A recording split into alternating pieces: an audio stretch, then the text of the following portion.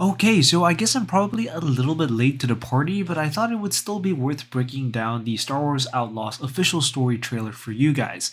So let's get straight into it. Each of you represents some of the most powerful criminal organizations in the galaxy. Pykes, Crimson Dawn, Hutts. It's a golden age for the underworld. The Empire controls every corner of the galaxy, but they're distracted by a rebellion that won't quit. It's an opportunity to make millions. We open on what looks to be Canto Bight, the casino planet that was first introduced in The Last Jedi, and it's not surprising that this would be a spot for a story based on the criminal underworld. We then see a man talking to a bunch of the most powerful criminal organizations in the galaxy.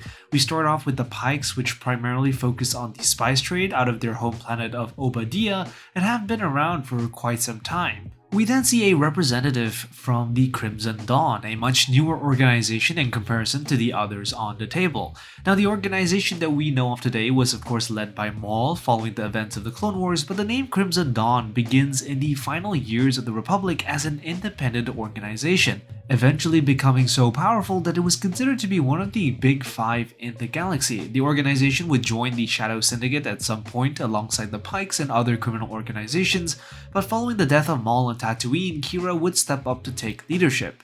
The trailer also mentions the Hutts, which we all know who they are, and so given that all these organizations are sitting at the same table plotting with each other suggests that by this point in time, Maul is already dead. There is just no way that Maul would have entertained the idea of his Shadow Collective colluding with another faction outside of his control. The man then calls this the golden age of the underworld, referencing the Empire's struggle to put down the rebellion, and with Maul gone, there is certainly a big power vacuum within the criminal underworld. Kay Vess, the underworld's favorite new scoundrel. We meet at last. What do you want? Zarek Besh. They're new, rich, and lethal. You crossed their boss Sliro, and now he wants you gone. We are then introduced to Kay Vess, who is introduced as the underworld's favorite new scoundrel, which hints at the idea that Kay has done some pretty big jobs before, and as proven later indicates that we are likely somewhere between The Empire Strikes Back and The Return of the Jedi time-wise. We see Kay beat up some poor guy in a cantina, which is arguably a more brutal version of Han's cantina scene. Yes, I bet you have.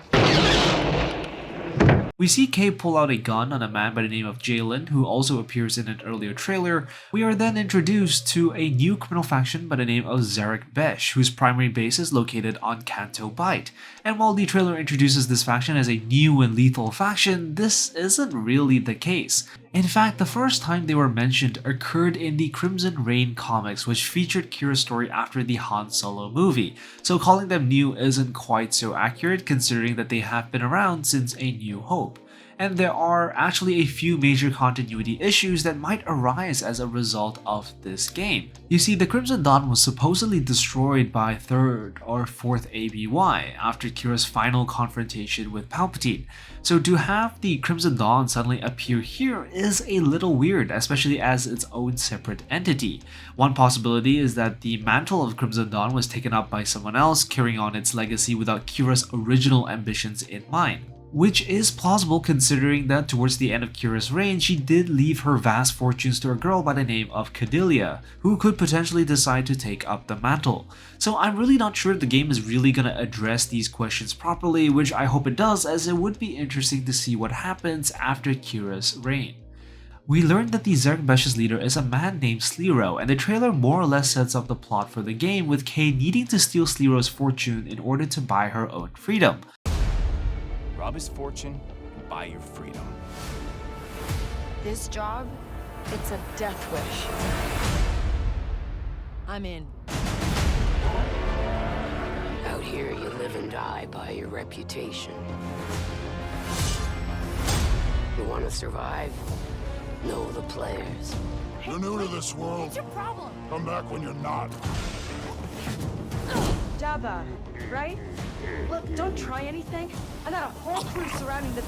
Okay, we're skipping that part. We then also get a quick shot of Han Solo frozen in carbonite, which means this game definitely takes place between Empire Strikes Back and The Return of the Jedi. We then get to see what I presume are more criminals dressed rather fancily, and we then get to see a Mon Calamari by the name of Danka, a sort of broker Kay has dealings with. We see Kay meet the Pykes before getting thrown out, and she also gets to meet Jabba on Tatooine, which would explain why she sees Han in carbonite. We also get to see Kay's pet by the name of Nix, a Mercal who is voiced by Bradley D. Baker, the voice of the clones. For about as long as I can remember, it's just been me and Nix. Doing what we have to survive. This job is my one shot at freedom.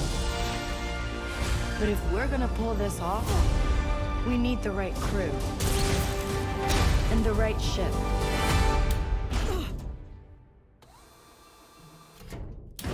Yes. Hang on. I hire you because you are one of the best hunters in the Outer Rim. She's more connected than you let on, Sliro. Vess is mixed up in something bigger. The Outer Rim is a dangerous place. Everyone is fighting for their piece of the galaxy. But all I want is to live free. So I'm gonna risk it all. Hold on, Nick!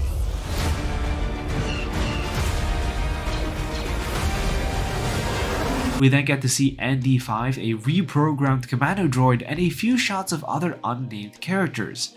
We see the enemy that will be hunting Kay, although I'm not too sure what this person's name is. We then get a few quick shots including a bunch of droids. This might be the criminal organization known as the Droid Gotra, essentially a crime group consisting of emancipated droids. We get a quick shot of Kay on Kijimi, the planet featured in The Rise of Skywalker, and I wonder if the people she's fighting here are the Kijimi Spice Runners, a rival organization of the Pykes, and an organization that Poe once belonged to. The next important shot we get is Kay swinging across, which reminded me of the Death Star scene in A New Hope. Good luck. We then also get to see Kay sliding into what looks to be a dead Sarlacc pit and riding past a massive Krayt dragon, presumably on Tatooine, the very same type that was featured in The Mandalorian. And that's pretty much all I could catch from this trailer. Let me know what you think in the comments down below. Be sure to like and subscribe, and I will see you in the next one. I'm the Lost Acolyte, and I have spoken.